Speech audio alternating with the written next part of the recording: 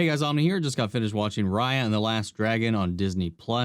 It does come with a premium access, so I'm going to go ahead and let you guys know that right out of the gate. This movie was directed by Don Hall and Carlos López Estrada, as well as co-directed by John Ripa and Paul Briggs. The story itself was written by Nguyen and Adele Lim, and stars Kelly Marie Tran, Awkwafina, Izaac Wang, Gemma Chan, Benedect Wong, and Daniel Day Kim, as well as many other voices. You even sneak some Alec Tudyk in there if you're paying attention. And even if you're not, you won't know until you get to the credits anyway.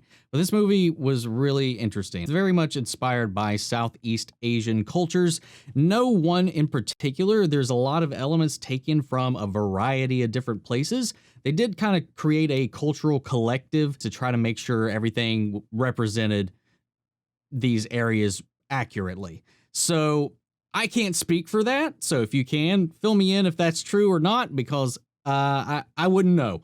But I thought either way, it looked beautiful. This movie, of course, is gorgeous. It's Disney animation, and they can nail their animation. This movie is beautiful. There's so many great design works in this. There's so many different settings. It's very varied in the way that they kind of depict all these different lands. The story itself takes place in a realm that has 5 kingdoms who all used to be one back in the day when dragons were plentiful and ruled the land and helped mankind stay together, united with their magic, until a great evil, the Droon, took over the land, a being of pure negativity created by man themselves.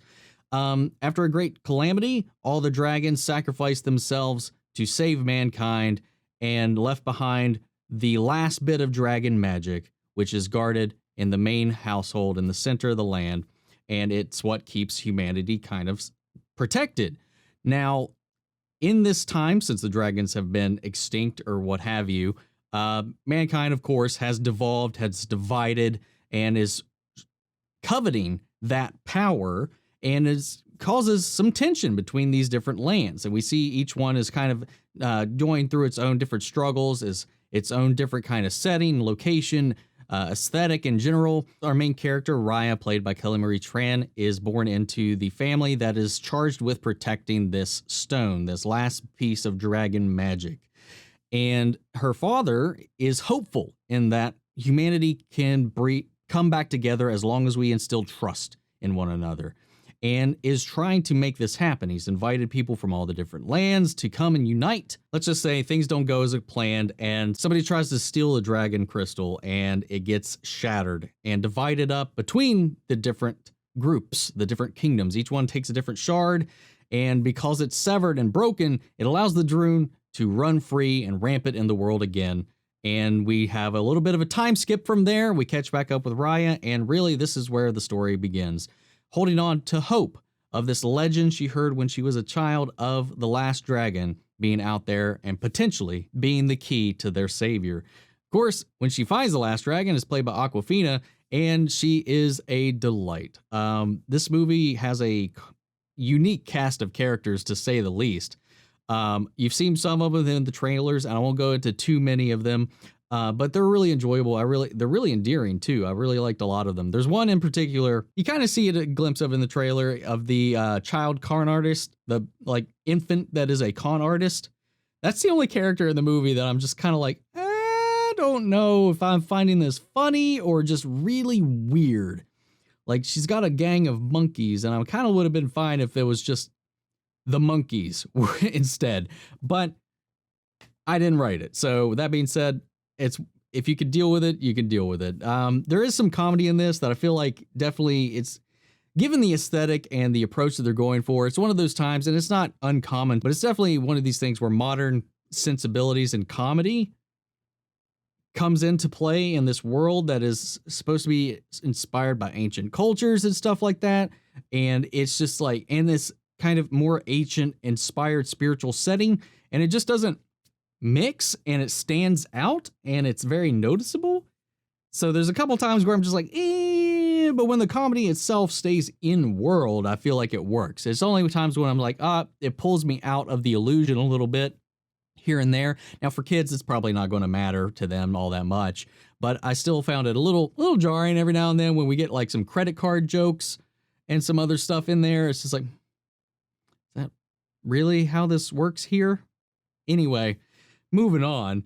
Some of the bits of it is a little rushed. There's a lot of exposition to set up the world. And there's a lot of pieces that I feel like just kind of fall into place a little too conveniently, but the action is great. The animation's beautiful. I really think we have a great cast of characters in general, and I like how it resolves. I like how everything comes together at the end because there's this build, there's this build, there's this build, and it all comes down to this theme back to the father and trust.